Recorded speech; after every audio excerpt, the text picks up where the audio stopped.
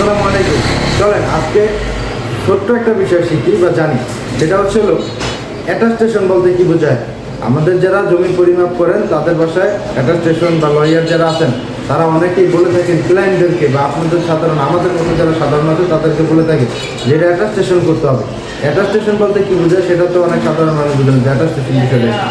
Attestation হচ্ছিল জমি জমার যে বিষয় আছে সেই ক্ষেত্রে অ্যাটাস্টেশন হলো পর্চা ভুল ত্রুটি সংশোধন যদি করা হয় তাহলে সেটাকেই অ্যাটাস্টেশন বলা হয়।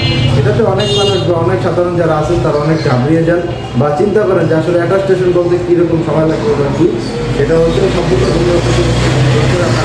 পরবর্তীতে যেটা হবে সেটাই। তাহলে অ্যাটাস্টেশনটা কি?